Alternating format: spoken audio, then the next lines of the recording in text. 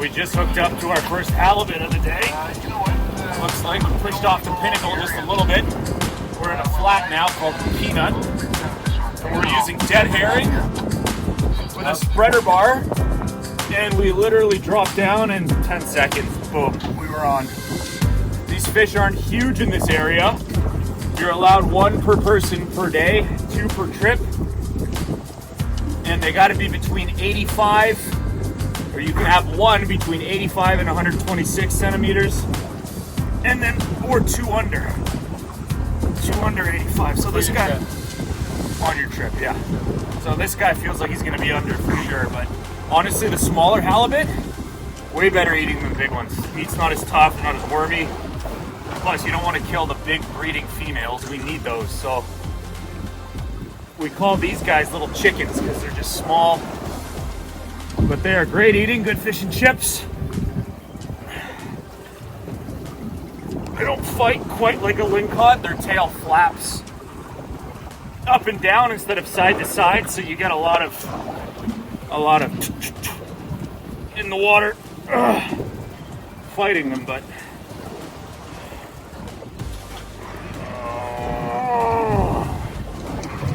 this one might be a little bit bigger. Yeah, might be decent. 12 pounder. 12, 15, yeah. Yeah, something like that. See? Hasn't taken any big runs yet, though. Nope.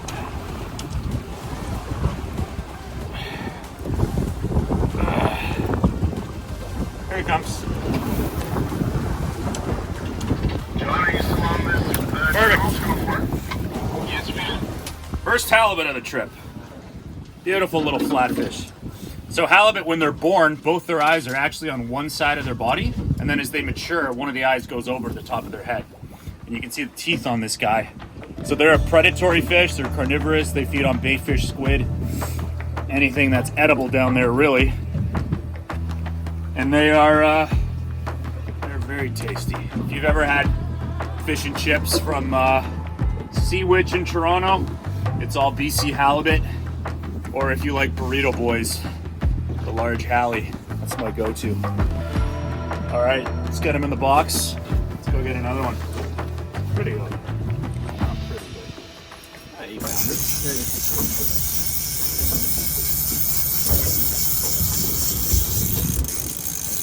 There we go. Hooked up to the first chinook of the day. Coming to the boat.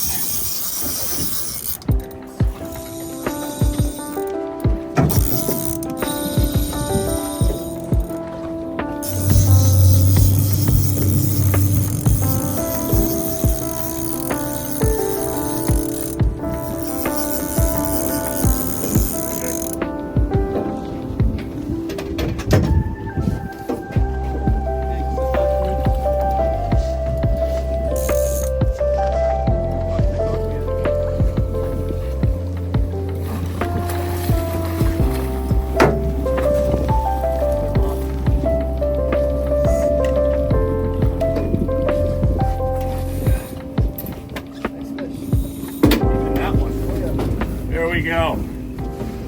First wild Haida Gwaii chinook salmon of the morning.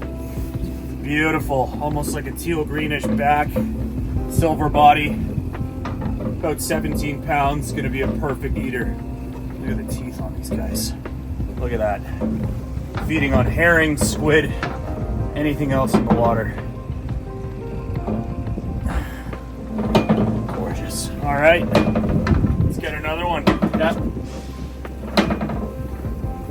The ebb just started, so that fish bit sort of when the ebb was just getting going.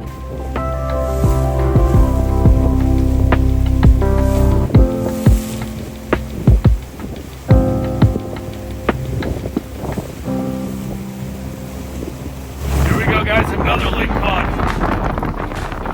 Pretty sure it is.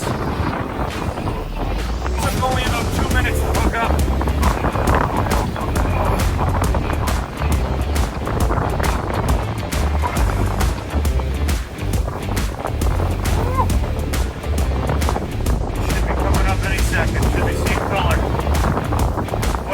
Turned on us, squid picked up, shot, rain moving, and there we go. Got deep color.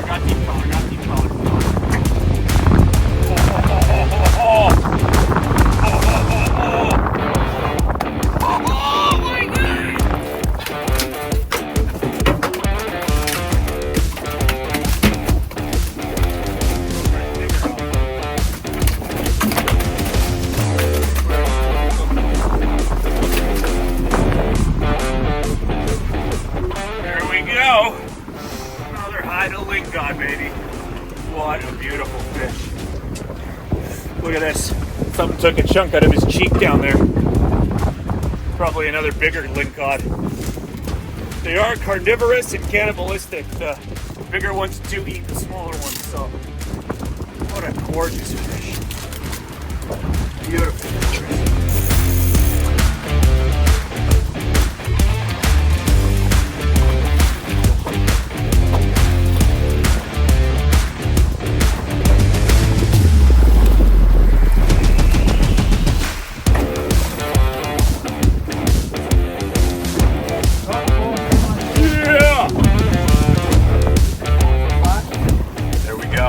Beautiful Haida Gwaii coho.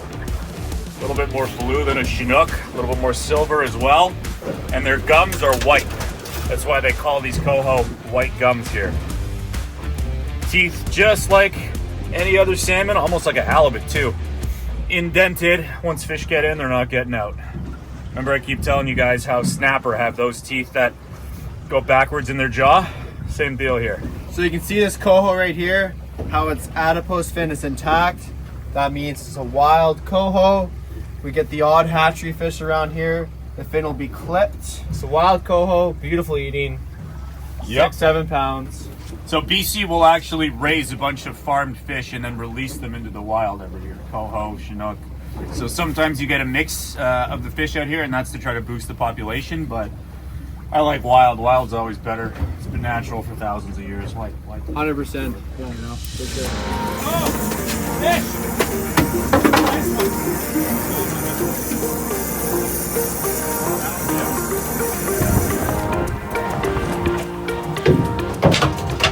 Another beautiful Queen Charlotte Lodge coho here in Haida Gwaii. These fish are great because the top of them is like a bluish green and the bottom is silver white.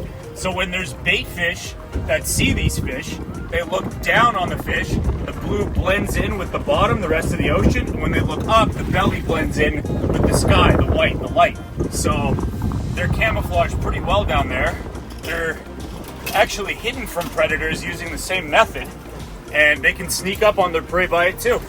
So, prime killing machine in Haida Gwaii. That's actually a lie. A salmon shark is definitely the prime killing machine. So are the lingcods and everything else we've caught, but these fish are great eating, so we're not going to complain.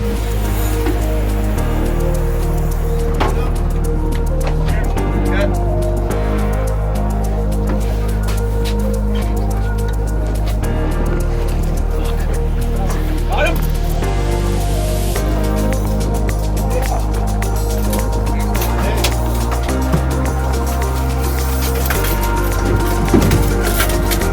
Well, that looks like it.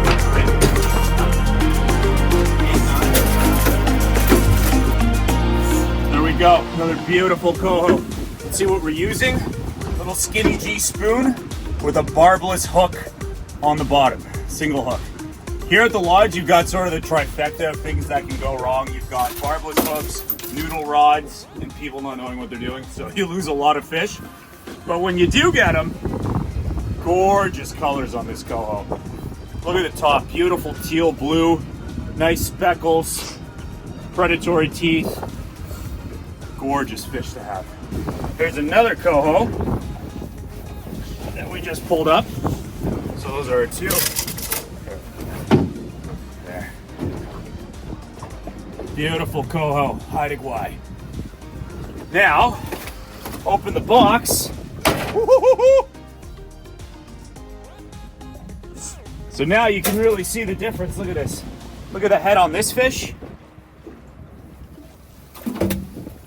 Now look at this guy.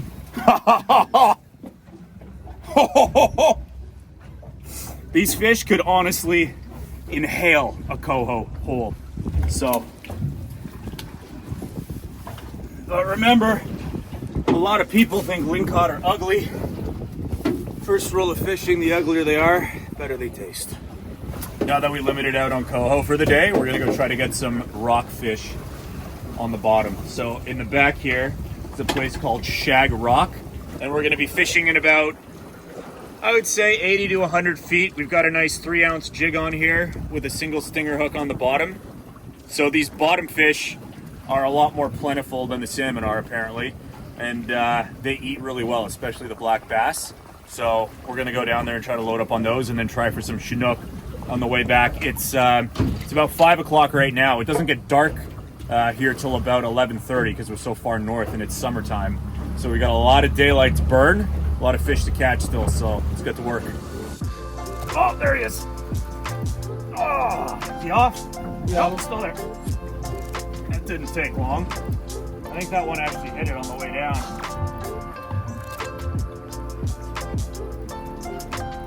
Tiny, whatever he is. Little China.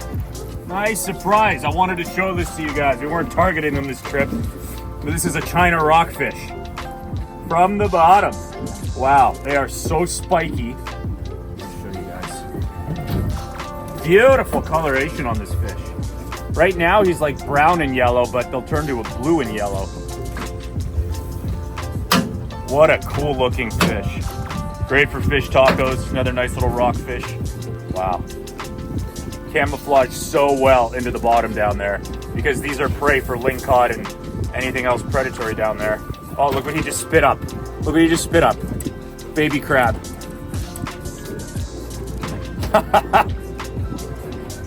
And there's a little octopus in his mouth too. So, not a huge one. Still, nice fish. Makes for a nice meal.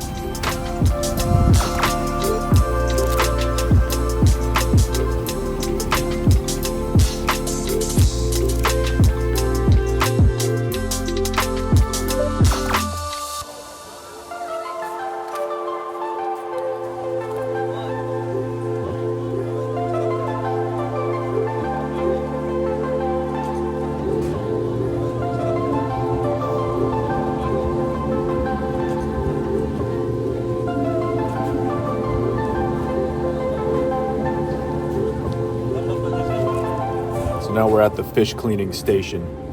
This is where all the fish from all the boats are brought at the end of the day. They clean about 8,000 pounds of fish a day in dry weight. So that's salmon, lingcod, halibut, rockfish. And we used to be able to actually go in and film this, but new health regulations, they don't let anyone who's not a staff member in here. So you can see this guy's dressing a halibut right now. Look at that cheek meat. It's like a scallop. Imagine that, 8,000 pounds of fish a day.